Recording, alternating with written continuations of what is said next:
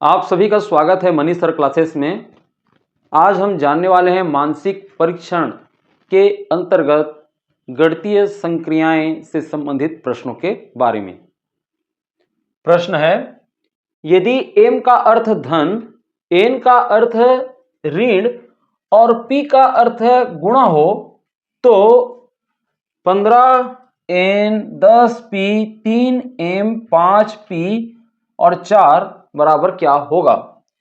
देखते हैं इसका हल करके। 15 तो हम लिखेंगे ही, n का अर्थ क्या है, ऋण है, ऋण लिखेंगे। फिर है आपका 10 और 10 के बाद p का मान क्या है, गुणा के रूप में है। फिर है 3 और m का अर्थ क्या है, धन। और फिर है आपका 5 और p का अर्थ है गुणा और फिर है 4। अब इसका क्या होगा हल। बोडमास नियम क्या कहता है, बोडमास नियम में हमको सबसे पहले यहां जो गणितीय संक्रियाएं हैं उसमें से पहले गुणा का काम पहले करना पड़ेगा। तो हम गुणा का काम पहले कर लेते हैं।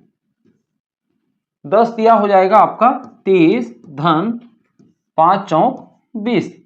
अब यहां पर देखते हैं जितने भी धनात्मक संख्या हैं उनको हम जोड़ देंगे। तो यहां पर 15 धनात्मक है और 20 भी धनात्मक है, तो 15 और 20 मिलकर के हो जाएगा 35 और 35 में 30 यदि घटा दें तो हो जाएगा फिर 5। तो 5 यहां पर उत्तर आ गया। तो यहां पर बी ऑप्शन क्या हो जाएगा, सही आंसर होगा 5। आगे हम देखें कि यदि P भागित का सूचक है और Q गुणा का सूचक है और R धन का सूचक है और S ऋण का सूचक है, तो 16 Q किसका सूचक है, Q है गुणा का। फिर लिखेंगे हम 12, P किसका सूचक है, भाग का। और फिर है 6, फिर R है आपका सूचक धन का। फिर उसके बाद है 5 और फिर S है ऋण का और फिर है 4। तो इसका मान क्या होगा। बोडमास नियम क्या कहता है, बोडमास नियम BODMAS, यहां पर D डिवीजन पहले होगा, फिर गुणा होगा, फिर एडिशन, फिर सबट्रैक्शन, है ना, घटाना। तो यहां पर हम देखते हैं भागित को पहले काम करेंगे। जैसा कि यहां पर भाग है आपका कि 12 भागित 6, 16 को तो लिख लेंगे, गुणा को भी हम लिख लेते हैं। 12 भागित 6 यानी 12 को 6 भाग देगा तो कितना उत्तर आ जाएगा, 2 आ जाएगा। फिर उसके बाद धन 5 ऋण 4। फिर आगे हम देखें इन दोनों को हल करेंगे। 16 दूनी हो जाएगा आपका 32 और फिर 5 ऋण 4। यहां पर धनात्मक संख्याओं को जोड़ लेंगे तो क्या हो जाएगा, 37 में आपका 4 गया, आ जाएगा उत्तर। 37 में यदि 4 यदि हम घटाते हैं तो हो जाएगा 33। तो 33 इसका उत्तर हो जाएगा। तो यहां पर सी ऑप्शन देखिए 33 ये सही उत्तर है। इसी प्रकार से आगे और हम देखें, यहां पर है यदि गुणा का अर्थ योग और भाग का अर्थ है घटाव और धन का अर्थ है गुणा और ऋण का अर्थ है विभाजन, तो 20 गुणित 16 यानी 20 और गुणा के जगह में हमको क्या लिखना है, योग करना है, तो धन लिखेंगे। फिर उसके बाद 16 लिख लिए। फिर ऋण का अर्थ क्या है, ऋण का अर्थ है विभाजन, तो हम विभाजन का यहां पर काम करेंगे। फिर 2 लिखेंगे और धन की जगह में हम क्या लिखेंगे, धन की जगह में है गुणा, तो गुणा लिख लेंगे और फिर 2 लिखेंगे और भाग की जगह में आपको लिखना है घटाओ, तो ये घटाना का चिन्ह और फिर आखिर में ये 8। तो क्या हो जाएगा इसका उत्तर, देखते हैं सबसे पहले भाग करके। तो 20 धन 8 भागित 2 यानी हो जाएगा 16 भागित 2 बराबर क्या हो जाएगा 8, फिर 2 और यहाँ पर ऋण 8। अभी फिर क्या करेंगे, गुणा का काम करेंगे। उससे पहले 20 धन 8 दूनी हो जाएगा 16 ऋण 8। अब धनात्मक को जोड़ देंगे, धनात्मक जितने भी राशि हैं यहाँ पर 20 और 16 को जोड़ेंगे तो हो जाएगा 36। 36 में यदि 8 को हम घटा देंगे तो हो जाएगा 28, उत्तर हमको मिल जाएगा। तो यहाँ पर है 28, ये ऑप्शन देखिए 28 इसका सही उत्तर होगा।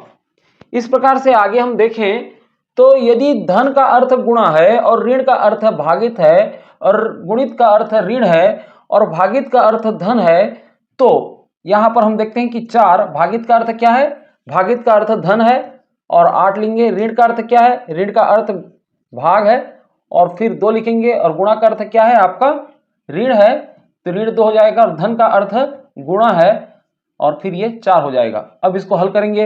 हल करने के लिए क्या करेंगे, सबसे पहले भाग का काम करेंगे, तो 4 धन 8 भागित 2 यानी हो जाएगा 4, और फिर 2 गुणित 4, फिर उसके बाद क्या करेंगे, गुणा का काम करेंगे, तो 4 धन 4 ऋण 2 चौक हो जाएगा 8। अभी देखते हैं धनात्मक संख्याओं को जोड़ लिए, तो ये 4 4 हो जाएगा 8, 8 में 8 गया तो आ जाएगा 0, तो 0 इसका क्या हो जाएगा, उत्तर हो जाएगा। तो यहाँ पर भी ऑप्शन क्या है, 0 इसका सही उत्तर है।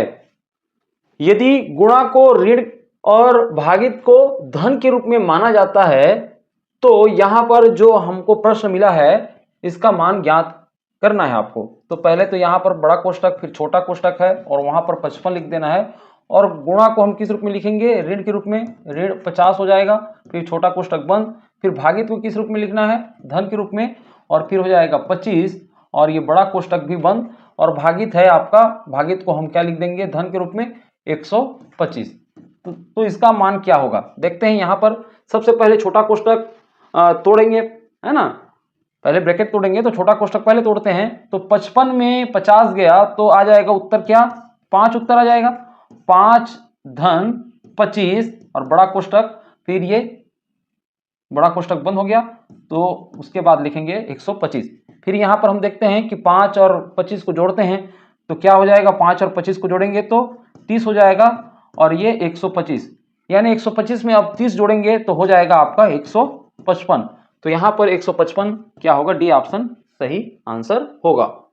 यदि भाग का अर्थ जोड़ है और धन का अर्थ घटाव है, ऋण का अर्थ गुणा है और गुणा का अर्थ भाग है, तो निम्नलिखित समीकरण का मान क्या होगा। यहाँ पर हम लिख लेंगे 49, और गुणा का अर्थ क्या है, गुणा का अर्थ है भाग, तो यहाँ पर हम भाग दे देंगे और 7 लिखेंगे। ऋण को क्या लिखेंगे, ऋण को लिखेंगे गुणा के रूप में, और फिर लिखेंगे हम 3, और भाग को हम किस रूप में लिखेंगे, जोड़ के रूप में लिखेंगे, तो ये जोड़ लिख दिए, फिर 9 लिखेंगे, और फिर उसके बाद धन को क्या लिखेंगे, घटाव के रूप में, और ऋण हो जाएगा ये 4।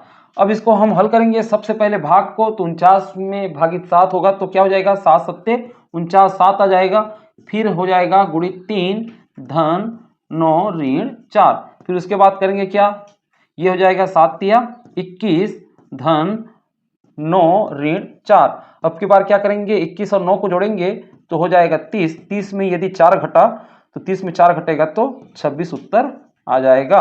तो यहां पर है 26, सी ऑप्शन राइट आंसर। तो आशा है आप लोगों को इस प्रकार के जब गणित आते हैं तो आसानी से आप बना लेंगे। यदि और भी आपको इससे संबंधित गणित का हल चाहिए तो आप कमेंट लिख करके हमें भेजिए, हम जरूर उसको अगले क्लास में शामिल करेंगे। बहुत बहुत धन्यवाद, नमस्कार।